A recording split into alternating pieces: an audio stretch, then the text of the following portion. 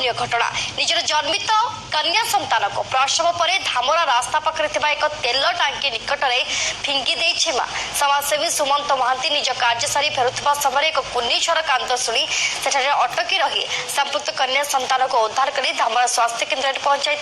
सेठारे कार्यरत डाक्तर जन्मंजय बेहरा कन्या संतान को प्राथमिक चिकित्सा कराइबा पर 108 आंबुलांस के भद्रक जिला स्वास्थ्य केन्द्र को संपुक्त समाजसेवी सुमंत महांती पठाई संपुक्त कन्या संतान स्वास्थ्य अवस्था स्थिर अच्छी बोली डाक्तर जन्मंजय बेहरा प्रकाश करता बेले सरकार को कन्या रत्न योजना एवं प्रहसन पलटि बोली संपुक्त समाजसेवी मत रखिंट।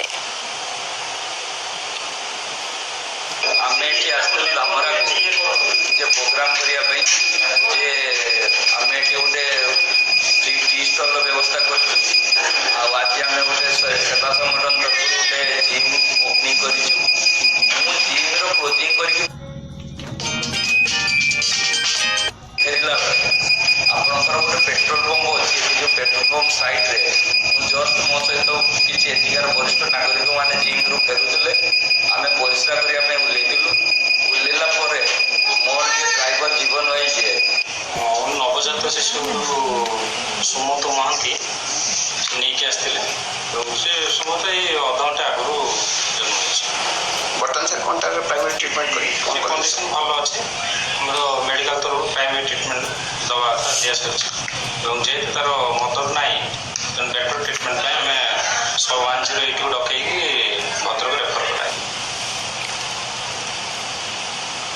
ए संपर्क में अधिक सूचना देवाई आम सहित फोन लाइन में जोड़ी चांदबाली प्रतिनिधि हिमांशु नायक। हिमांशु जो भाव में एक कन्या संतान को रास्ता कड़े पड़ी देखा मिलता जड़े समाजसेवी सुमंत ना से भद्रक जिला मुख्य चिकित्सा भर्ती कराई बर्तमान छुआटीर स्वास्थ्य अवस्था किपरि अच्छे पूरा अपडेट कौन अच्छी बर्तमान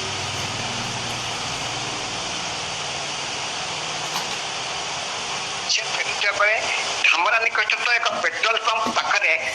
कुआ कुआ राब शुभिला एवं से निजर बाइक अटकई देखिले कुआ कुआ शब्दटा कौटी शुभुची देखा समय देखिले गोटे कन्या संतान नूतन सत्यजात कन्या संतान रास्ता कड़े पड़ी से सबुआड़ देखिले कहले कौटी कि बापा पड़ी कि दुर्घटना ग्रस्त हो देखिले कहीं ना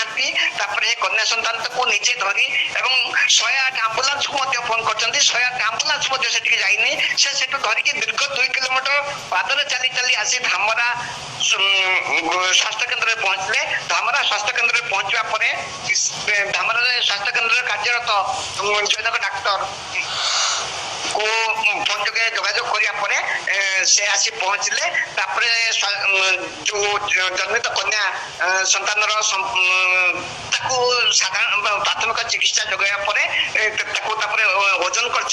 ओजन करिया कन्या संतान ओजन 3 केजी ऊर्ध्व अछि कन्या संतान को साधारण प्राइमरी ट्रीटमेंट करिया पुणी 108 आंबुलांस जोगे धामरा मेडिकल रु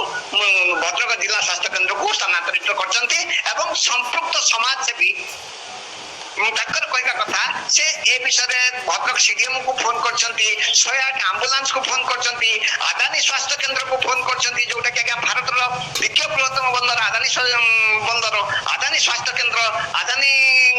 हेड समस्त फोन कर फोन रिसीव करना देखो